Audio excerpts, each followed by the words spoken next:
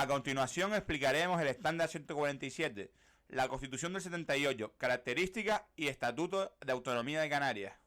La Constitución de 1978 supuso la ruptura política con la dictadura franquista y el paso de una sociedad democrática en sintonía con los países del entorno. Se creó también el Estado autonómico, reconocido en el título octavo de la susodicha Constitución. Tras morir Franco el 20 de noviembre de 1975, el rey Juan Carlos tuvo que moverse con cautela para promover el desarrollo democrático en un contexto en que tanto el buque como el ejército poseían aún bastante fuerza y un contexto internacional de crisis. Recordemos la crisis del petróleo del 73, que unida al proceso democratizador parecían recordar al anterior intento democratizador de España durante la Segunda República, cuando la crisis del 29 ayudó a que naufragara la misma y a promover el golpe de Estado que llevó a la dictadura franquista. El hombre escogido por el rey y por Torcuato Fernández Miranda, siendo este último, según Raymond Carr, Javier Paredes y Pilar Urbano, el auténtico estratega de la transición, fue Adolfo Suárez, el 5 de julio del 76, tras la dimisión de Arias Navarro. El proceso constituyente se inició tras las elecciones generales del 15 de junio de 1977, del que salió la UCD como el primer gobierno democráticamente elegido en España desde la Segunda República, y donde todas las fuerzas políticas coincidían en la necesidad de redactar una nueva constitución. La Constitución, a diferencia de las anteriores de la historia de España, era el fruto del consenso en sus líneas generales. En la Comisión Constitucional, nombrada para realizar la ponencia redactora del borrador el 26 de julio de 1977, participaron la mayoría de las fuerzas políticas, tratando de crear una nueva Constitución. Los llamados padres de la Constitución fueron: por UCD, Pérez Llorca, Miguel Herrero y Gabriel Cisneros. Por el PSOE, Peces Barba. Por Alianza Popular, Fraga. Por el Partido Comunista de España y el Partido Socialista Unificado de Cataluña, Solé Tura. Por CiU, Miguel Roca. Fue finalmente aprobada por referéndum el 6 de diciembre de 1978, sancionada por el rey el 19 del mismo mes y publicada en el BOE el 27 de diciembre. Nuestra actual Constitución tomó como modelo el constitucionalismo alemán, italiano y francés. Diseña un marco general de libertades y derechos, una economía de mercado y supuestos capitalistas básicos, una monarquía parlamentaria y un Estado pluralista, no totalmente centralista, pero sí unitario. Sigue el esquema típico de todas las constituciones desde la francesa de 1791 y podemos dividirla en los siguientes apartados. A. Preámbulo, en el que se exponen los motivos que han llevado a la adopción de este modelo constitucional y los objetivos marcados. B. Parte dogmática, que explicita los principios generales que deben regir la organización política del Estado: soberanía nacional, indisoluble unidad de la nación española, derecho de autonomía e idiomas oficiales, entre otros. Se complementa con los derechos, libertades y deberes fundamentales, a saber, igualdad ante la ley, artículo 16, libertad ideológica, religiosa y de culto, artículo 16, libre residencia y circulación por el territorio, artículo 19, libertad de expresión, artículo 20, derecho de la reunión pacífica, artículo 21, derecho de asociación, artículo 22, derecho a la sindicación y a la huelga, artículo 28. C. Parte orgánica. Regula los organismos e instituciones. Establece la división de poderes.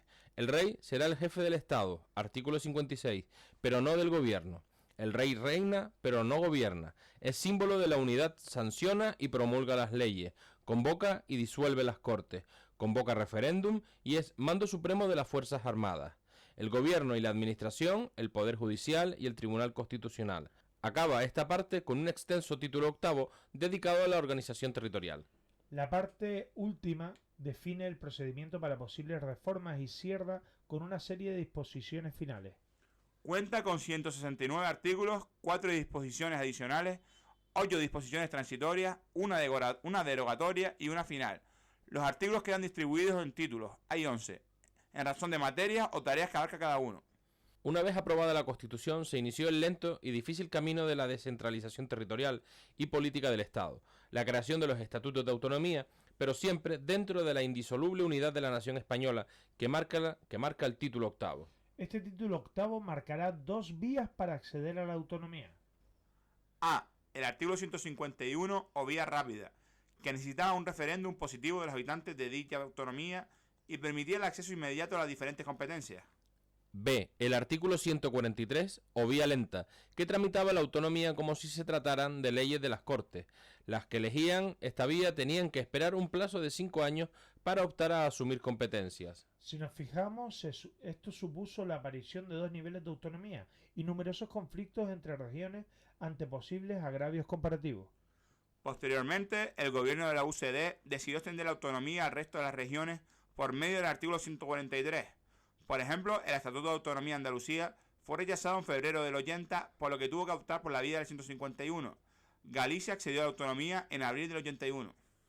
Ante los problemas que presentaba el proceso autonómico, UCD y PSOE pactaron, con un sentido restrictivo, el desarrollo autonómico, aprobando el 30 de julio de 1982 la LOAPA, la Ley Orgánica para la Armonización del Proceso Autonómico, bajo los principios de homogeneidad y solidaridad.